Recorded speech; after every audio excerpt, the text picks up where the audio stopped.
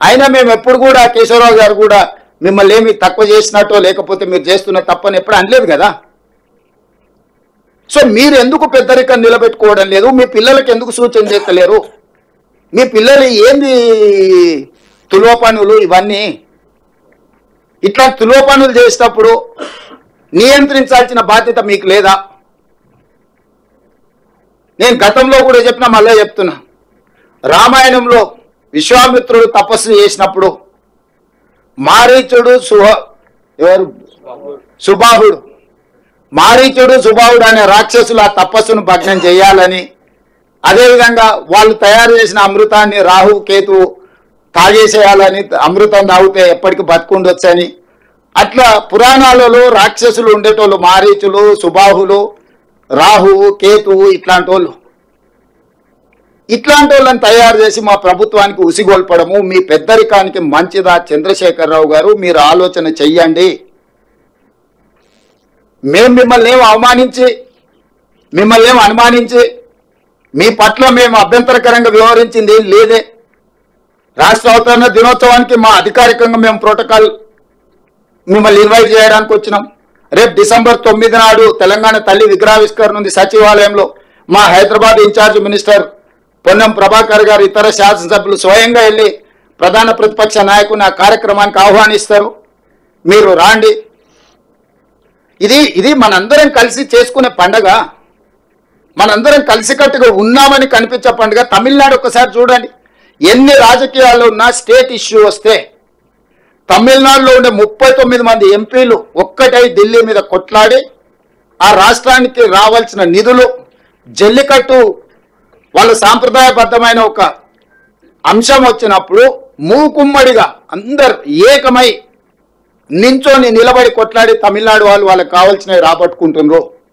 ఆ స్ఫూర్తి తెలంగాణలో ఎందుకు కొరవడుతుంది? పార్లమెంట్ సమావేశాలు వచ్చినప్పుడు ప్రతిపక్ష నాయకుడిగా మీరు కూడా రాండి, మన ఎంపీలకు దిశ నిర్దేశించేద్దాం. 17 మంది లోక్సభ సభ్యులు, 7 మంది రాజ్యసభ సభ్యులు, 24 మంది సభ్యులకు మనం ఒక ఎజెండా ఇచ్చి కేంద్ర ప్రభుత్వంతో రాబట్టుకోవాల్సిన నిధుల కోసం ఒక మంచి సాంప్రదాయాన్ని నెలకొల్పుదాం. చంద్రశేఖరరావు గారు, మీకు మేము నచ్చినా నచ్చకపోయినా, మీరు ఇష్టపడకపోయినా, ఒకవేళ మీకు మనసులో బాధ దుఃఖం ఏదైనా ఉన్నా ప్రజలు ఒక తీర్పు ఇచ్చిండ్రు.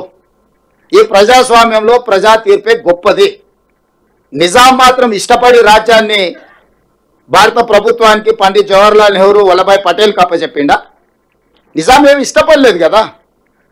ప్రజా తిరుగుబాటు వచ్చినప్పుడు, ప్రజలు స్వేచ్ఛ కోరుకున్నప్పుడు తప్పని పరిస్థితుల్లో తలవొగ్గవలసిన పరిస్థితులు నిజాం ప్రభువుకే తప్పలేదు. ప్రపంచంలోనే ఆగర్భ శ్రీమంతుడు నిజాం, అత్యంత శక్తివంతుడు. అలాంటి నిజామే ప్రజా ఉద్యమం వచ్చినప్పుడు, సాయుధ రైతాంగ పోరాటం జరిగినప్పుడు నిజాం ప్రభువు గారే తల వంచి భారత ప్రభుత్వానికి తన రాజ్యాన్ని అప్పగించిన పరిస్థితి మనం కళ్ళతో చూసినాం. అదేం ఎప్పుడో జరిగింది కాదు. అట్లాంటిది తెలంగాణ రాష్ట్రంలో కూడా ప్రజలు ఒక తీర్పు ఇచ్చిండ్రు. ఆ తీర్పును మీరు గౌరవించాలి కదా. 5 సంవత్సరాల కోసం ఎన్నుకున్న ప్రభుత్వము 6 నెలలు, మొదటి 6 నెలలు పార్లమెంట్ ఎన్నికల ఎలక్షన్ కోడే కదా. పెళ్ళైన అల్లుడికి ఆషాఢ మాసం అడ్డం వస్తే అత్తగారింటికి పోగలుగుతాడే? కొత్త అల్లుడు, మీరు అందరూ కొత్త అల్లుడిలో ఈ సమస్య ఎదుర్కొనే ఉంటారు కదా.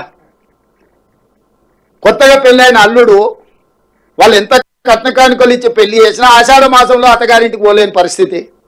అట్లనే మొదటి 6 నెలలు ఎలక్షన్ కోడ్ వల్ల నేను మా బట్టన్న సచివాలయానికి రానేలేదు. ఎన్నికల కోడ్తో పరిపాలన మీద మేము దృష్టి పెట్టడానికి లేకుండా పోయింది, అధికారులను పిలిచి సమీక్షించడానికి వీళ్ళు లేకుండా పోయింది. ఈ 5 నెలలే కదా మేము పరిపాలనలో కుదురుకొని నిర్ణయాలు తీసుకొని పరిపాలన గాడిలో పెట్టి ముందుకు తీసుకెళ్తున్నాం కదా.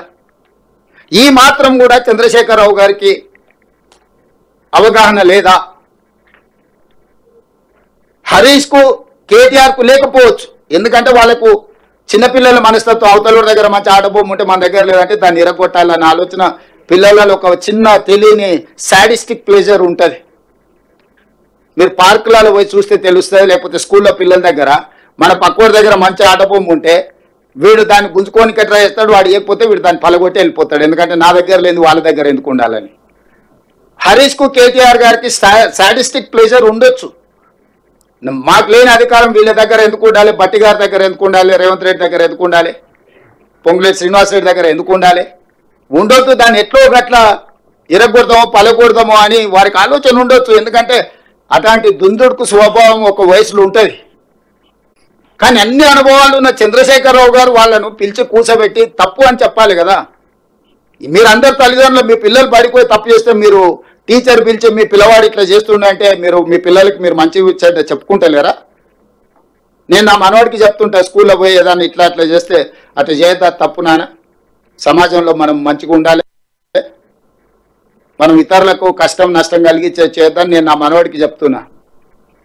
మీరు మీ పిల్లలకి చెప్పాలి కదా చంద్రశేఖరరావు గారు అని నేను అడుగుతున్నా.